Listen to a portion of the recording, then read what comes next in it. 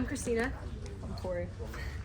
And we worked on an NTSC decoder. So NTSC is the standard for analog TV, and we basically tried to decode the signal to create a black and white representation of what we're seeing through this camera. So this camera outputs composite video that we're then sending to this RF modulator to modulate onto the NTSC channel 3 video. And then we're sending it through an ADC on the RFSoC, which samples it at 64 megahertz. And then we first want to downsample, or we first want to bring it back down to the baseband from the channel 3. So we first, through the CIC filter, we use an NCO to do that down conversion. And then we also downsample it to decimate it to 8 megahertz sample rate for the rest of the pipeline.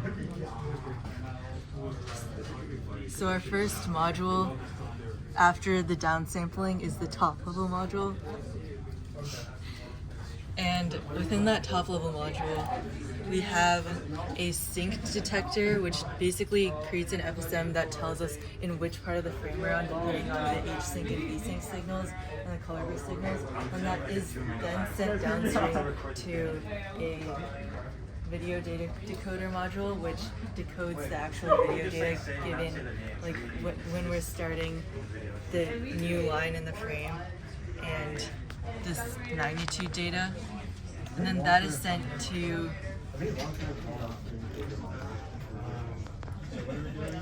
rest of the block diagram. And here's some captured. This would be one frame. Yeah, one frame captured Desync section followed by these scan lines, Yes. where this is our H-sync, and the following after the color burst is the data. Yeah. What you're seeing over here is an output from our successful runs in simulation. What this is we collected data using our RFSoC on something like the NTSC color bar, and we were able to reconstruct the image in black and white using our modules. The data that we get from this camera is this data right here.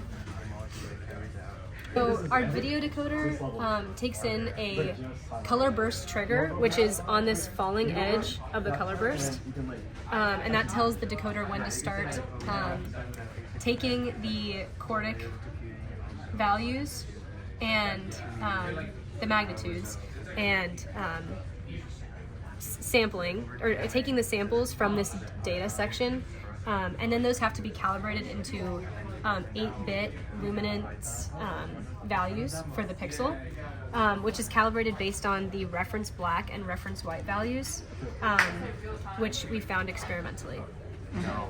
We also created an MMIO interface module to be able to make our sync thresholds reconfigurable from the PS, as opposed to have to generate the bitstream every time we want to change the thresholds. Yeah, basically the output of our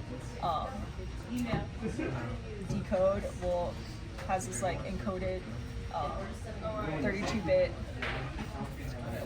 packet that has the 8 bits of the pixel data, and then also encoded in that is a state, which we wrote a frame buffer in the PS to be able to display this type of frame using the luminance values